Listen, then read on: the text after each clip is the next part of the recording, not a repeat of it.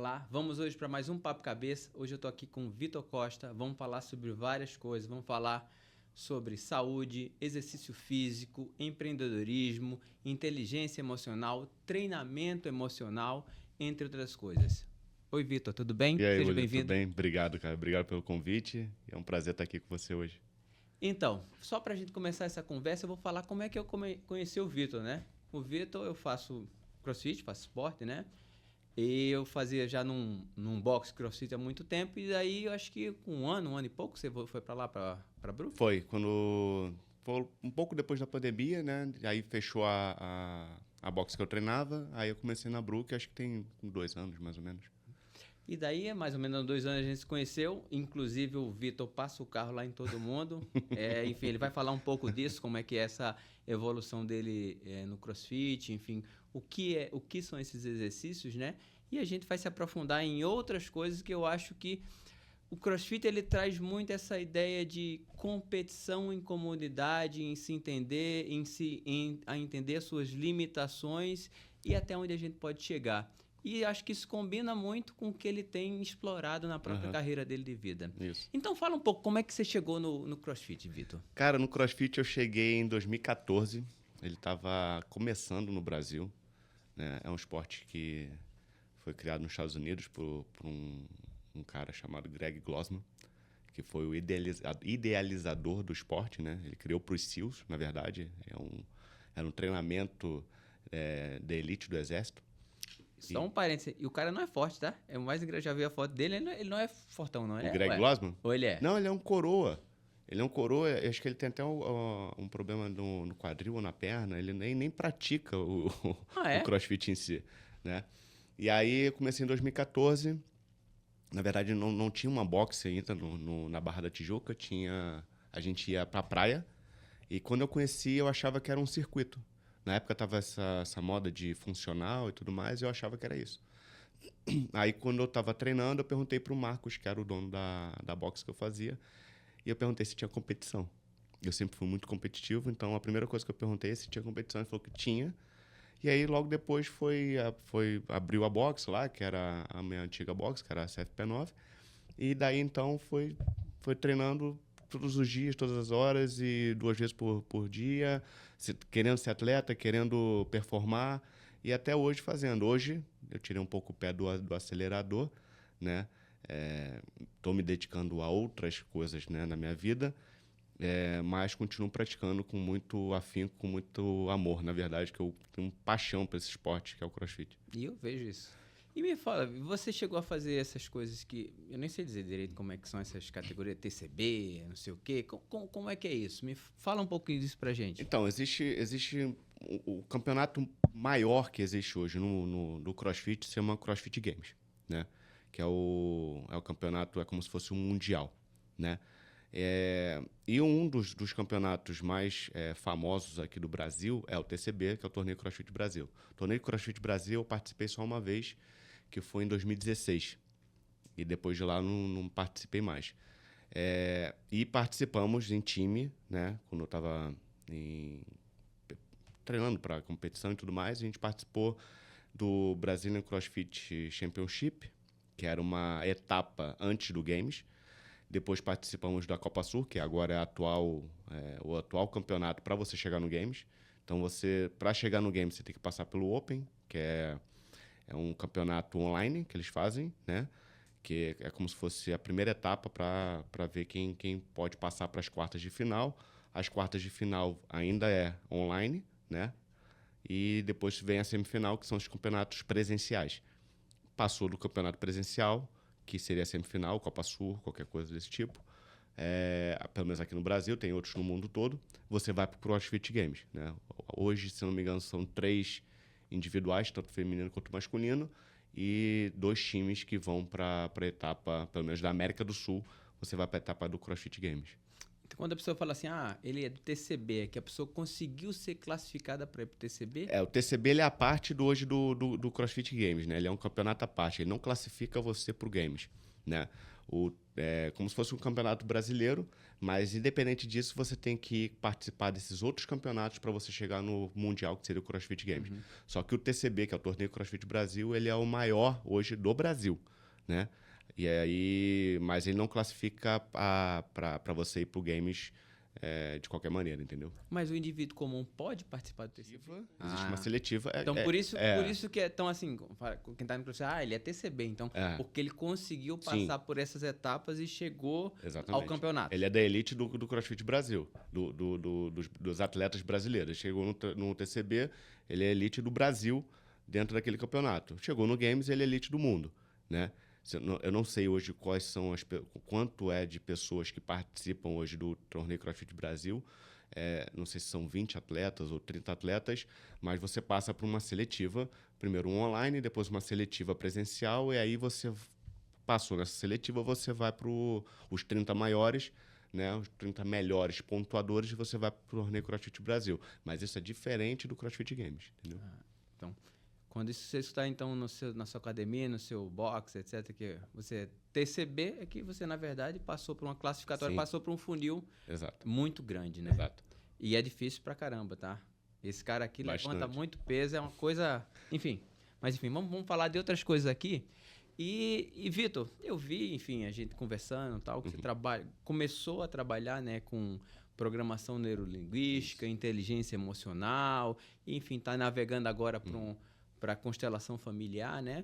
Mas me parece que tudo isso começou por um evento, digamos, negativo na sua vida, né? Sim. E que evento? Foi durante a pandemia, esse evento negativo? Foi durante a pandemia. Eu tive um caso de depressão, de ansiedade, de pânico. Eu tive tudo ao mesmo tempo, praticamente, nessa época. E pensamentos suicidas. Quase me suicidei. Eu cheguei ao ponto de parar na minha varanda e pensar em cortar a rede para pular, né? Mas, graças a Deus, eu pensei na minha mãe na época, no dia e tal, e não segui, né? Não fiz isso. Mas, desde então, eu procurei entender por que a minha cabeça estava funcionando daquela forma, por que a minha mente estava funcionando daquela forma. Porque aqueles padrões estavam ali dentro de mim e por que eu não conseguia sair daquele padrão, né? É claro, a depressão ela não é uma coisa que ela vem de uma hora para outra. Ela é uma enxurrada que ela vem aos poucos, né? Te dominando, né? Você sentia que estava ficando depressivo? Sentia. Você sentiu o quê? Isso é bem interessante perguntar, porque às vezes a pessoa relaciona com depressão, né? Uma pessoa mal cuidada, uma pessoa que não faz esporte, uma pessoa que não tem amigos, está sozinho, né? E a pandemia trouxe muito à tona isso por causa da solidão, né? O enclausuramento, a pessoa presa numa casa, sozinho, né? Mas você, digamos, se eu olhasse você na rua, eu não diria assim, esse cara tem depressão. Não. Né? Esse cara pode ter depressão. Como é que você começou a notar isso em você? Se você perguntar para todo depressivo, né, você não vai conseguir ver a depressão nele. Porque não é uma ferida que você consegue mostrar. Eu costumo falar assim, quando eu dou meus treinamentos, a gente tem 3 corpos. Corpo físico, corpo almático e corpo espiritual. O físico é o que você está vendo. É a nossa parte física, a nossa carapaça, vamos dizer assim.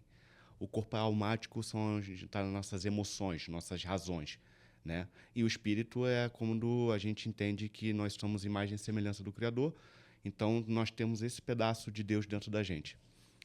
A depressão, ela ocorre que a gente estuda, né, no corpo almático, que é onde você tem as suas emoções ali e está tudo quebrado, e você não consegue mostrar que você está machucado.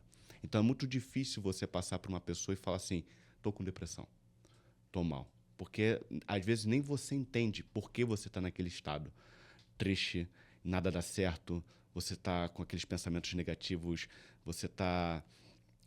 eu não conseguia levantar da cama, eu chorava o dia inteiro.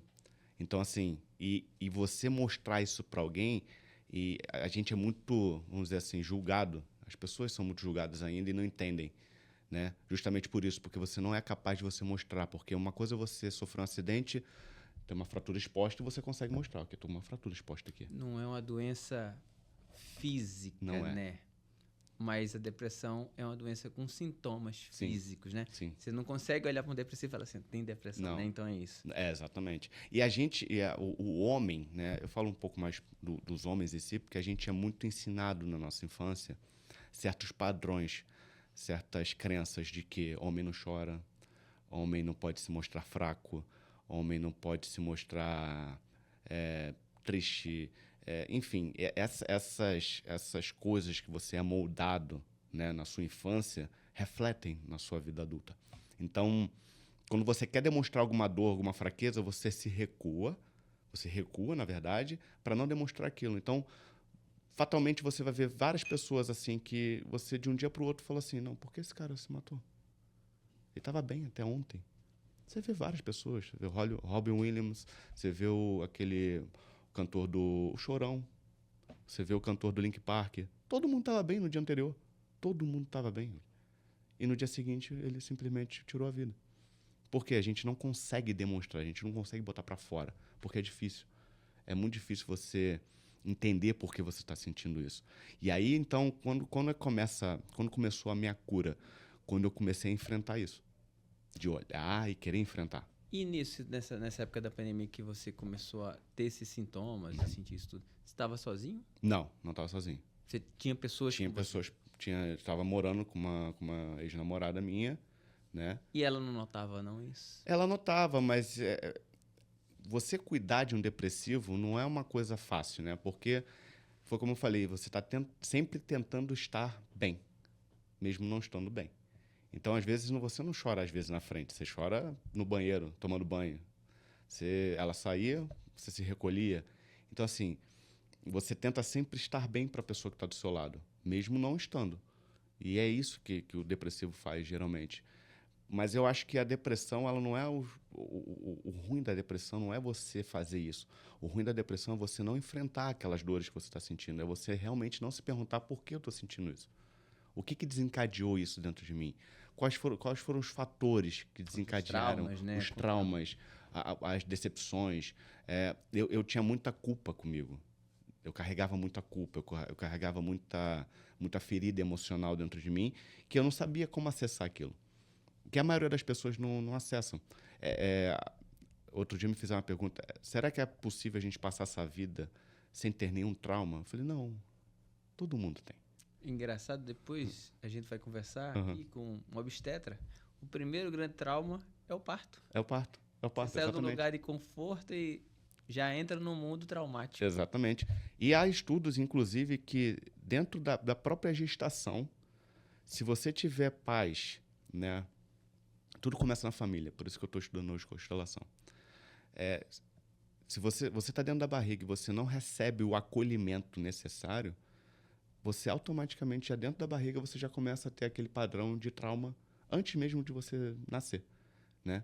De pais brigando, de mãe que não quer você, de mãe que está te rejeitando, de rejeição, de abandono. Tudo isso já vai começando desde a sua infância, desde a fase que você está dentro da barriga, né? Então, quanto mais você tem esses padrões dentro de você, mais você vai carregar esses traumas para sua vida, ao longo da sua vida. Eu tinha problema de baixa autoestima, eu tinha problema de insegurança, eu tive problema com droga, eu tive problema com bebida. E isso tudo não é baseado no que eu era. Se você parasse, olhasse para mim e falasse, não, esse cara é gente boa demais. Será que ele tem tudo isso, né? Será que ele tem tudo isso? Pô, ele era o bonzinho, ele é o cara que fazia todo mundo sorrir, todo mundo, mas por dentro é um cara completamente destruído. Mas até você acessar, até você entender isso dentro de você, né, é difícil. Por isso que eu escrevi esse livro. Eu até trouxe para você. Aqui é onde eu tirei toda a minha armadura. Todas as minhas dores, todos os meus traumas, tudo está aqui nesse livro, chamado Resgate Emocional. E aí, vou entregar para você, que depois eu quero que você leia. Vou ler. E tudo é que eu ressignifiquei até me tornar uma pessoa capaz de quê? O que eu falo? A inteligência emocional não é somente para você lidar com suas emoções. É para que, diante do caos, você não se perca mais. Você não pode se perder. E aí muitas pessoas se perdem. Porque elas, além de não terem a inteligência emocional, não saberem o que é ressignificar, não saber o que é perdoar, não saber o que é amar, a gente entra num caos e a gente vive aquele caos e a gente entra na depressão, entra na ansiedade, entra em todas as doenças psicossomáticas que existem hoje, né? Uhum. Mas eu vou voltar mais um pouquinho. Você falou que nesse momento negativo da sua vida, né? Chegou um momento que você, digamos, pensou, planejou em ver como é que podia ter a proteção da varanda e etc, né? E quando foi que você teve o estalo e falou assim, cara, tô doente, tem que melhorar? Quando foi que você descobriu isso? E o que você fez naquele momento? O depressivo, quando ele causa, né, quando ele parte para o suicídio, ele não quer, ele quer somente acabar com uma coisa, que é com a dor dele, né? Então, quando eu quis fazer isso, né, foi a primeira vez que acho que está escrito na Bíblia, né? Honre pai e mãe. Honrar pai e mãe não quer dizer que eu tenho que aceitar tudo deles e tudo mais, mas eu entendi que honrar pai e mãe é ter o poder da gratidão da vida que eles me deram. Independente do que aconteceu com a sua família, independente do que aconteceu com seu pai, com sua mãe, não importa. Eles deram a vida. Se seu pai foi ausente, se sua mãe te bateu, se sua mãe foi ausente, se seu pai foi um alcoólatra, não importa. Se você entender, ter essa perspectiva de vida, de entender que a gratidão da vida que eles te deram é muito maior do que qualquer dor, eu te garanto que você vai estar um passo na frente de ter uma vida melhor. Então, o que aconteceu? Eu estava mal, eu estava chorando muito, estava desesperado, porque eu queria acabar com aquilo de alguma forma. Para mim, a vida já não tinha mais sentido, nada fazia sentido, e era uma dor que te consome. Eu tinha herpes zoster, eu tomava café da manhã e vomitava, eu tive queda de cabelo. Então, tudo que estava por dentro estava explodindo por fora e eu já não estava aguentando mais. E aí, quando eu peguei a tesoura, eu lembrei da minha mãe. Minha mãe teve um aborto antes que eu nascesse. A gente fala que eu sou filho de bebê arco-íris, que vem logo depois de um... Tanto é que eu falo que eu não sou filho único, né? Eu já não sou filho único porque eu tenho minha irmã mais nova, mas eu também não sou o irmão mais velho. Eu tive um irmão e reconheço esse irmão, por mais que ele não tenha vindo à vida em corpo físico. E aí eu lembrei dela que ela teve esse aborto, ela me falou, meu filho, eu lutei muito para você nascer. Muito. Eu passei por muita coisa para que você nascesse. Então, naquela hora, foi como se tivesse uma mão assim de mim. Pô, calma. Respira. Tá? Eu tô aqui com você também. Minha mãe já é falecida. Minha mãe já faleceu tem 12 anos. Faleceu... Não, ela teve câncer, mas não foi do câncer. Ela teve uma complicação de pneumonia e a única coisa que eu agradeço a Deus foi por ter levado ela calminha, dormindo e tal. E aí, nessa hora, eu entendi o que era o poder de honrar a mãe e o pai. E aí, beleza. Aí eu sentei no chão, comecei a chorar muito. Eu falei, não, preciso de ajuda. Realmente preciso de ajuda. E aí, chamei... Aí, no dia seguinte eu fui na box, que era onde eu treinava, e eu tenho um médico que me cuida, né? Cuida da minha parte física, endocrinológica, essas coisas, que é o Dr. Diogo. E aí eu falei pro Diogo, chama ele de Di, né? Eu falei, Di, quero ir embora. Não aguento mais. Eu tava pesando, eu tinha perdido 12 quilos, mais ou menos. Eu era um atleta de 85, tava com 72. E aí ele falou, cara, me dá um dia. Eu falei, tá, vou te dar um dia. E aí chamou o Dr. Tiago, que foi meu psiquiatra, e aí comecei a fase de medicamento. De tomar os medicamentos e tudo mais. E fui tomando, aí comecei a querer estudar sobre isso, só que até entender que o medicamento não estava fazendo efeito. Não no efeito, o efeito do sintoma de você não querer mais, né, ter esses pensamentos suicidas estava funcionando, mas de eu criar um novo sentido para a minha vida, ter uma nova força, não estava funcionando de nada, né? Então eu tomava o medicamento, ficava letárgico e para mim não estava resolvendo. E aí foi aí que eu intensifiquei realmente a conhecer o meu cérebro. Tanto na parte de neurociência, quanto na parte de programação neurolinguística, e até fazer a imersão que eu fiz como treinador comportamental, que foi nesse início de ano. E você não chegou a fazer psicoterapia, não. Análise, nada disso? Não fiz nada disso. Na verdade, você procurou... Eu tinha tomado um golpe financeiro. Então, eu não tinha R$1 no bolso, né? Então, eu tava... Tudo que eu podia fazer, eu só podia fazer por mim. Então, eu que tinha que ter essa vontade de querer aprender e entender. Porque financeiramente eu estava quebrado, né? Então, não tinha condição de pagar um psicólogo. Porque o psiquiatra, né, que era o Dr. Tiago, ele já estava fazendo de graça para mim. Eu já tinha que pagar um remédio que era altamente caro, o Inseris XR, uma coisa dessa. Então, eu, por mim, foi uma hora que eu olhei no espelho e falei, cara, você não é essa pessoa, você não é esse cara. Você precisa voltar, dar a volta por cima. E eu sei que você consegue. Então, foi aí que eu também comecei a conversar comigo mesmo. Comecei a me enfrentar meus demônios e querer melhorar, né? E daí você começou a estudar a neurolinguística nesse momento? Comecei a estudar neurolinguística, comecei a estudar coach, comecei a estudar um pouco de constelação, um pouco de neurociência. Mas assim, aí me formei em programador neurolinguístico e depois me formei em treinador comportamental, que foi o ápice assim vou dizer assim, da minha mudança mental, da minha mentalidade, de mudar a minha mentalidade para algo melhor, para co-criar algo melhor para minha vida, né?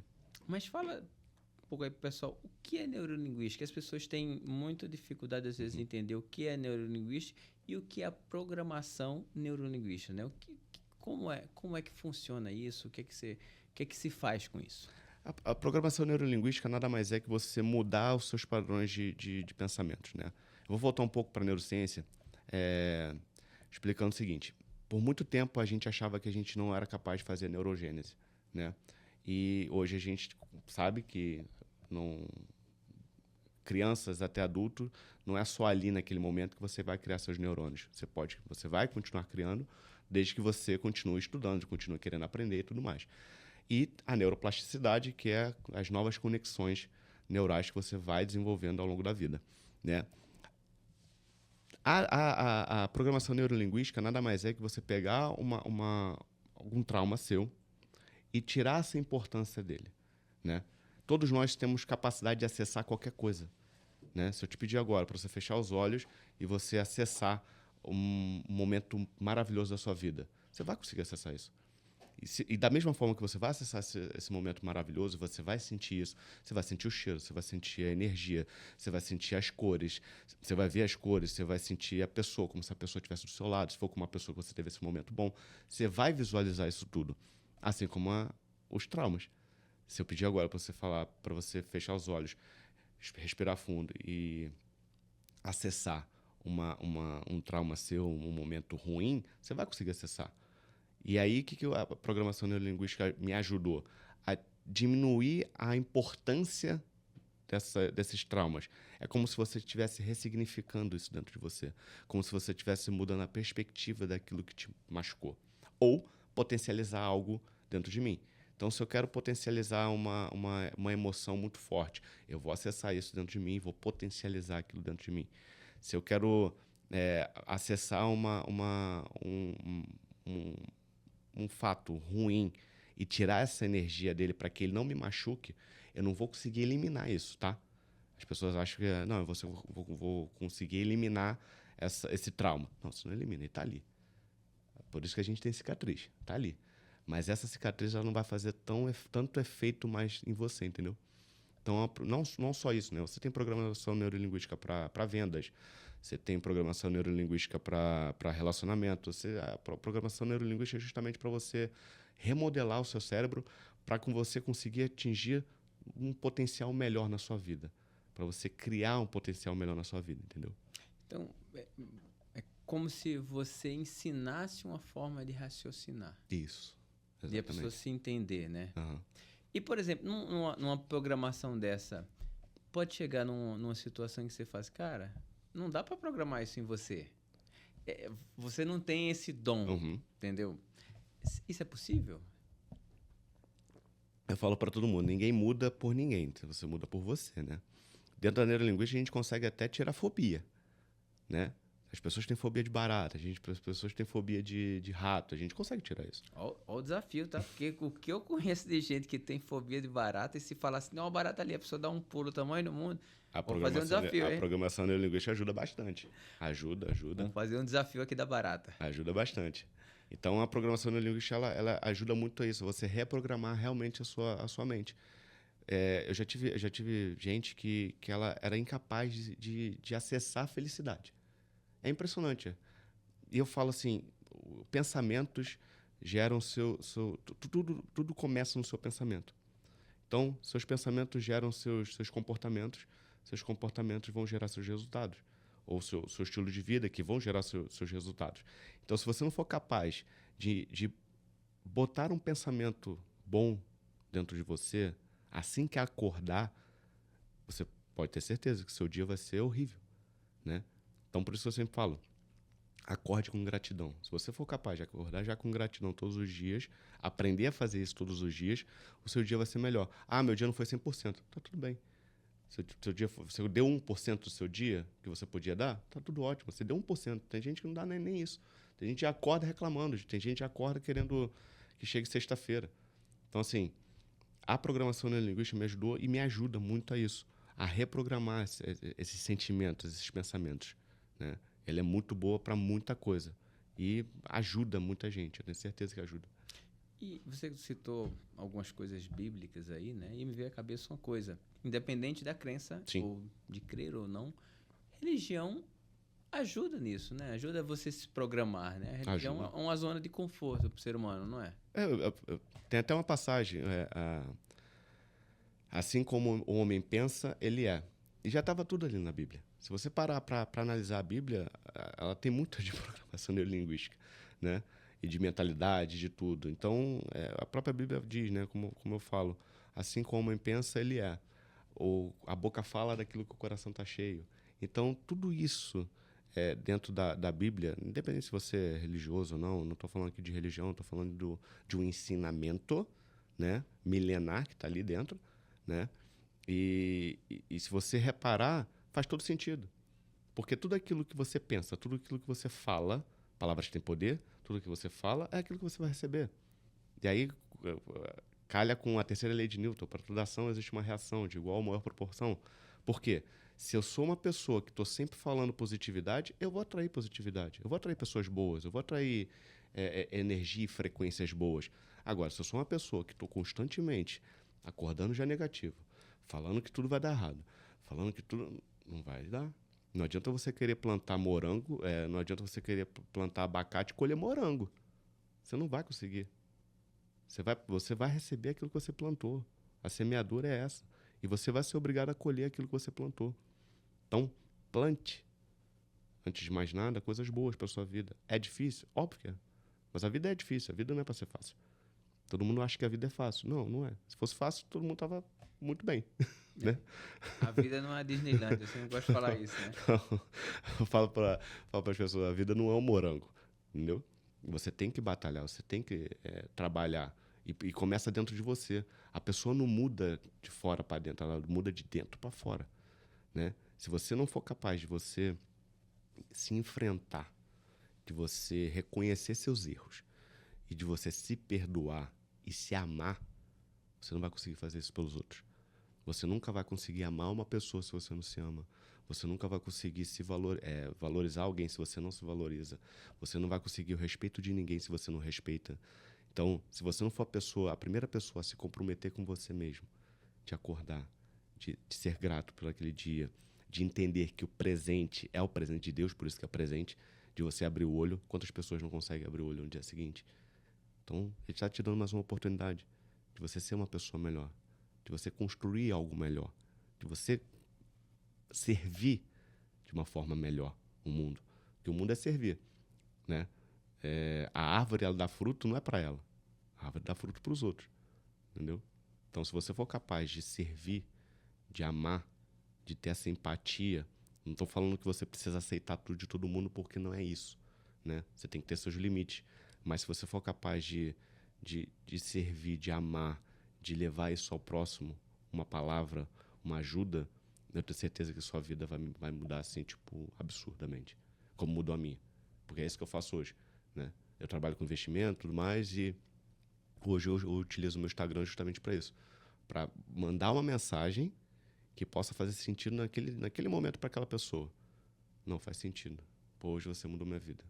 E isso para mim já vale muito, muito, muito, muito, muito. E você falou uma coisa interessante, porque a gente teve, mês passado, acho que foi o mês de combate ao suicídio, né? E uma das coisas mais importantes que eles falam nesse mês, né, é que se você identificar ou imaginar que alguém está com uma ideia dessa, procure aquela pessoa. Não pense duas vezes e tente ajudar. Então, Sim. Vem muito disso aí que você falou de se eu puder ajudar alguém, eu vou estar fazendo um bem independente de qualquer coisa, né? Isso, o sofrimento psicológico, né, às vezes é invisível. Né? É muito invisível. Servir quem serve mais, né? A neurociência mesmo, ela fala que 5% das doenças são de origem genética. Os outros 95% são de origens psicossomáticas, são origens da gente mesmo. Nosso estresse, da vida que a gente leva, das coisas que a gente consome. Porque para pensar, se a gente é esse corpo aqui, né? O que a gente está fazendo para nutrir esse corpo? Em termos de alimentação, em termos de conteúdo, porque hoje você abre o celular, é conteúdo à torta e à direita. E aí, o que você está se alimentando? Do que você está alimentando seu cérebro? De que coisas boas você está botando para dentro? Ou você está em casa vendo novela, vendo uma pessoa vivendo uma vida, né, que é de mentira, porque é uma novela, e ela está ali se fingindo de rica, e você, na sua cabeça, não gostaria de ser essa vida falsa que nem existe. Então, assim, se você parar para pensar e entender aquilo que você vai consumir é aquilo que você vai ter, eu te garanto que você vai parar agora e vai entender, não, beleza, agora eu tenho que realmente cuidar de mim. Porque isso aqui é emprestado, o corpo físico é emprestado, quando a gente morrer, ele vai deixar aqui. Mas se você não nutrir esse, que é o templo, que é o seu templo, seu corpo físico é o seu templo, se você não nutrir isso com coisas boas, não adianta, você não vai acessar coisas boas. Você não vai conseguir progredir com coisas boas. Você precisa se alimentar e alimentar seu cérebro, alimentar seu corpo com coisas boas, né? Senão fica um vazio existencial e você vai sempre se perguntar o que eu vim fazer na vida. A vida é isso, né? Então eu procuro hoje todo dia me alimentar de coisas boas, tanto comida, fisicamente, pessoas, ambiente, né? Às vezes a gente está inserido em um ambiente que não é bom pra gente, né? Então estamos inseridos em ambientes que só falam sobre drogas, só falam sobre pornografia, só falam sobre bebida. Se você ficar nesse ambiente, é óbvio que você vai estar ali, né? Estragado para aquele ambiente, óbvio. Né? Somos a média das 5 pessoas que a gente anda, né? Se você anda com 5 pessoas que que se deterioram, você vai ser a sexta. Se você anda com 5 pessoas que querem crescer, que querem evoluir, você vai ser a sexta que vai evoluir. Isso é estatisticamente comprovado. Não tem como é que eu vou falar? Não tem história.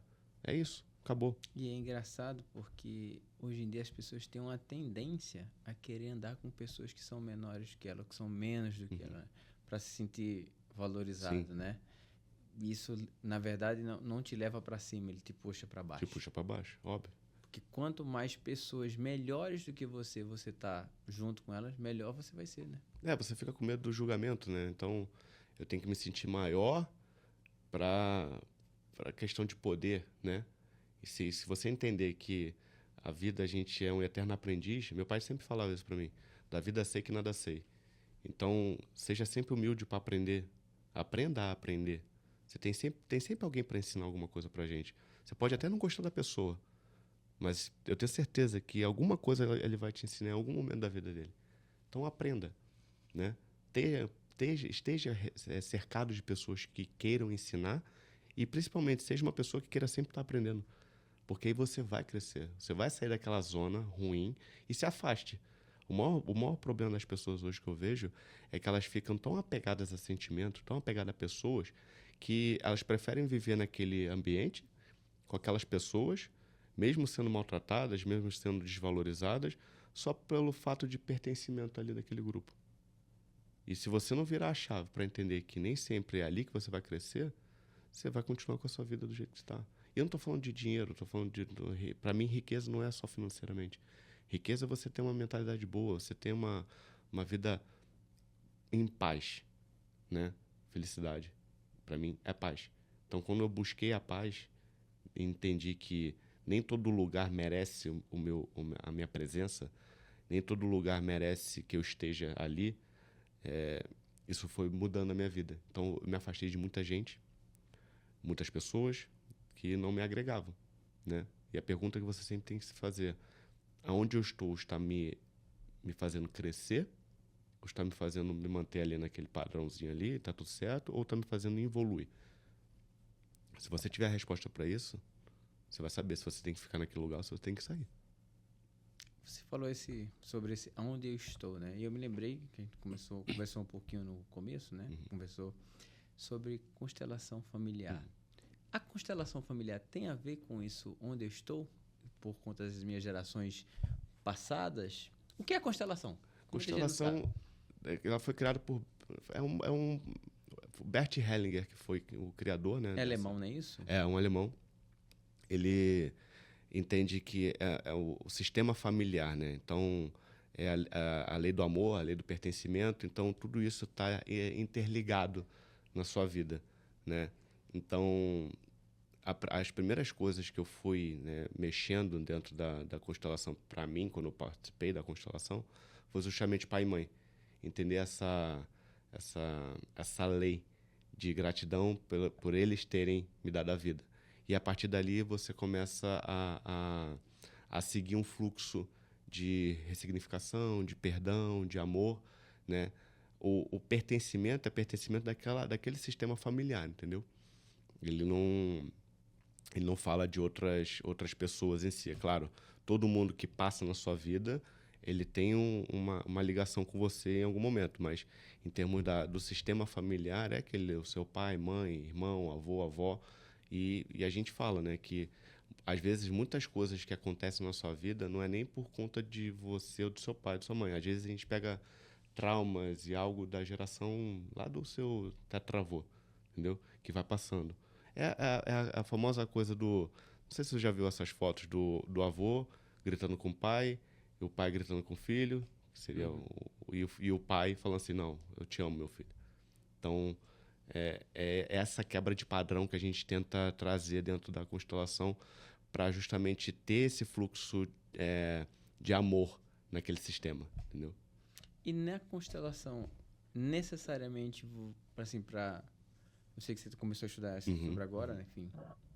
Mas necessariamente você tem que ter contato com essas pessoas. Assim, como é que você faz essa regressão sem ter, digamos, um contato direto, sem ter uma história? Sim. Meu pai gritava comigo, aí... E o seu avô? Meu pai contava que gritava comigo. Mas pra gente, às vezes, ir muito para trás, né? Às vezes a gente não tem essas pessoas vivas, exatamente, né? Vivas para contar essa história. Como é isso? Você tem duas formas de fazer. O Bert fazia muito com pessoas, né? Presencialmente.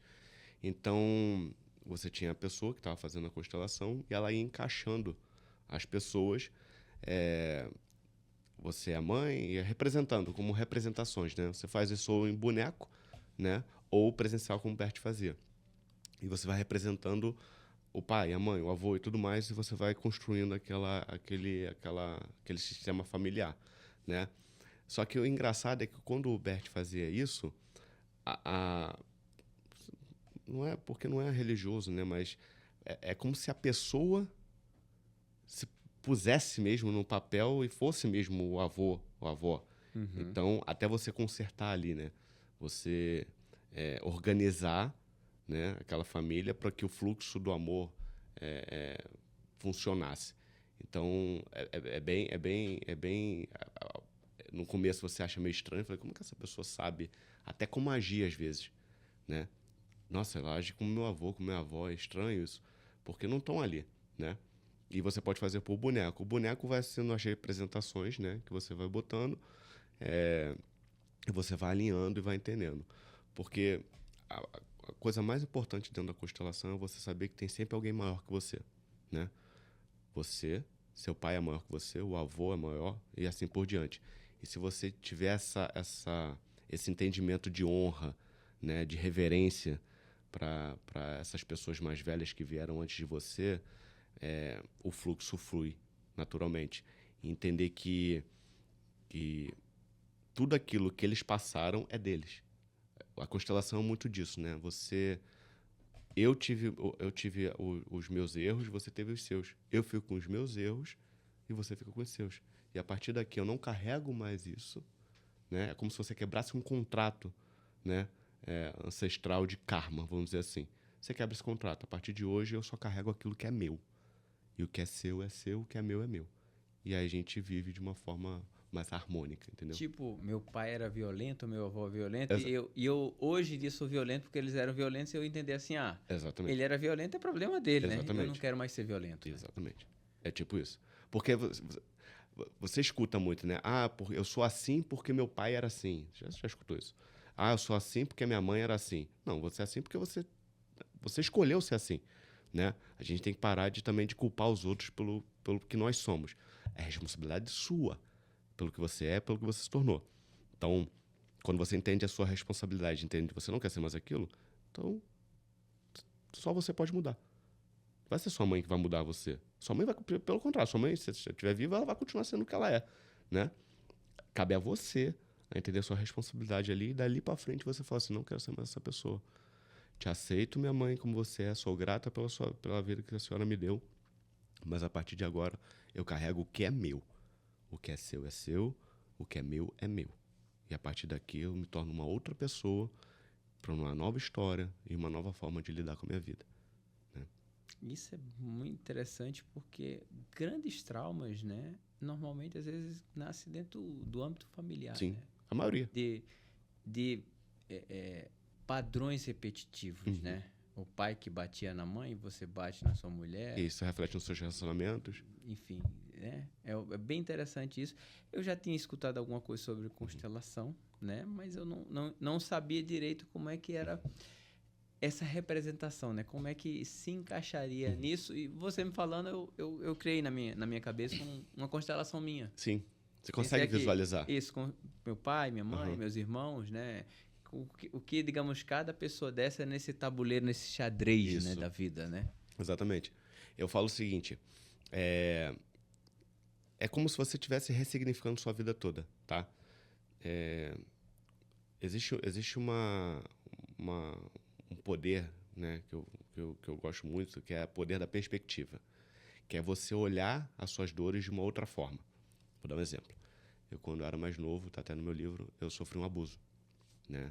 Fui molestado por um garoto de 15 anos no meu quarto jogando videogame, né? E aí, por anos eu fiquei com raiva disso. Por anos e anos eu fui carregando isso, anos e anos. Meu pai não sabe, até hoje não sabe. Quem soube foi a única, foi minha mãe. E agora quem está ali no meu livro. Porque eu não tenho problema de falar nem nada, não. Carreguei por isso por muito ano, até entender que... Já parou para pensar que esse menino, esse garoto de 15 anos também passava por isso? Porque a gente dá aquilo que a gente recebe. Ele replicou um padrão. Então, quando você... Eu escutei outro dia de um amigo. Pô, você parece Cristo, fica perdoando todo mundo. Eu falei, não, cara, eu só não quero ficar carregando isso dentro de mim mais. Por que eu vou carregar uma coisa dessa? E aí entendi isso. Falei, pô, será que ele não estava passando pela mesma coisa? Será que ele não estava sendo abusado e às vezes de uma forma muito pior do que ele fez comigo? Mesma coisa meu pai. Amo meu pai é vivo, só que meu pai foi muito ausente na minha infância.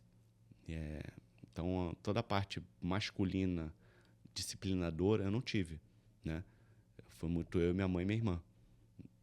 E aí, por muito tempo, quando você tem esse abandono, né, que a gente tem aquela necessidade de pertencimento, tá querendo sempre agradar todo mundo. E entendi que ele tinha 2 famílias. Então, ele tinha que trabalhar para pagar a conta, né? Então, quando eu mudo a perspectiva sobre os traumas, que é trazer um pensamento mais positivo daquilo que eu estou sentindo, você vê que isso dentro de você te libera uma energia muito melhor, muito maior do que você ficar rancoroso. Porque é muito fácil você ficar rancoroso. Eu sou isso porque meu pai fez isso comigo, então vou ser assim também com todo mundo, vou carregar isso para todo mundo. Ser rancoroso é muito mais fácil do que você ressignificar, perdoar e seguir sua vida de uma forma melhor. É muito mais difícil. Entendeu? Com certeza. O perdão é uma coisa, um sentimento muito elevado, Sim. né? Muito difícil de você visualizar o perdão, né? E a gente vive numa sociedade, digamos, vingativa, né? A gente vê que guerras que começaram há 3, 4, 5 mil anos atrás, né? Sim. Que as pessoas não aprenderam a se perdoar, né? Exatamente. Para mim, o perdão é uma forma maior de você se libertar de todas as suas dores. É você perdoar e, principalmente, se perdoar. Porque, às vezes, a gente comete erros na nossa vida. Eu cometi vários. E a gente não é perfeito, né? A gente vai cometer erros na nossa vida. Mas se você entender com seus erros, aprender com eles e se perdoar, principalmente, para você liberar esse perdão dentro de você, é uma paz que você gera dentro de você, uma paz que você gera para outras pessoas, e você ensina isso para outras pessoas. No momento é difícil, porque ele fez isso comigo e tal. Eu falei, tá, mas pensa dessa forma. Já parou para pensar que o melhor que ele pôde dar foi isso? E o máximo dele. É o máximo dele. Porque foi o que ele recebeu. Minha mãe não me fazia carinho em mim. Provavelmente ela também não recebeu carinho. Meu pai estava sempre ausente. Provavelmente o pai dele também estava sempre ausente. Então, se você pensar dessa perspectiva, entender que todo comportamento ele tem uma intenção positiva por trás, inclusive de um assassino, todo comportamento ele tem uma intenção positiva para que ninguém faz nada na maldade, pensando negativamente. Ele sempre faz algo pensando no próprio benefício, na própria positividade daquele ato. Então, se você entender isso para o seu coração, para você, nossa, as coisas vão fluir tão em paz dentro de você, você vai se sentir tão melhor, tão mais harmônico com os ensinamentos, né, de Cristo, de Buda, seja o que for, né? Porque é isso que eles pregam. É amor, compaixão, né? Se alguém te dá um tapa, vire a outra, não é para você ser bonzinho. Pra você entender que ele te deu o melhor, que era aquilo que ele podia te dar naquele momento. E tá tudo bem, entendeu? Você, com esse entendimento, tem que ser capaz de ajudar outras pessoas a entenderem dessa forma também, para que você consiga fluir de uma forma melhor, entendeu? Na sua vida. Conversei hoje com o Vitor Costa, um papo muito interessante, uma conversa muito interessante. Eu vou pedir para ele dar uma dica para vocês de vida. O que é que ele poderia falar agora para cada um que está passando por um problema, está passando por um estresse, enfim. O que é que você falava para as pessoas agora? Foi o que eu falei no começo, né? Eu falei, tudo começa dentro de você, tudo começa com seus pensamentos. Pensamentos geram comportamentos que geram ações que geram seus resultados. Então, comece mudando seus pensamentos. Comece se alimentando de coisas boas, de pensando coisas boas, de tendo uma visão de futuro daquilo que você quer fazer da sua vida. A vida é difícil, eu sei que é difícil para muita gente, mas se você for capaz de visualizar algo melhor para sua vida e você botar isso dentro de você, você reprogramar isso dentro de você, eu falo em termos de reprogramação neurolinguística, de você estar visualizando isso todo dia, estar visualizando o caminho, estar visualizando o processo. Cresce aquele que quer aprender, cresce aquele que está disposto a arriscar. Não é sorte, é vontade. Então, se você estiver disposto a crescer, tem essa visão, tem esse pensamento todos os dias. Acorde com pensamentos de que você vai conseguir, de que você vai fazer, de que você vai chegar onde você deseja. Porque pensamentos lideram isso dentro de você. E ter esse estilo de vida para você chegar onde você quiser. Eu gosto de falar assim que não existe limitação para ninguém. Ninguém é melhor que ninguém. A gente só é menor que Deus, né? Todo mundo tem capacidade de crescer, de aprender, de ser o que quiser. Mas aí você tem que também acreditar em você. Então a primeira coisa que você tem que fazer é acreditar em você e ter esses pensamentos dentro de você. Perfeito. Vitor, muito obrigado. Eu que agradeço, Uli.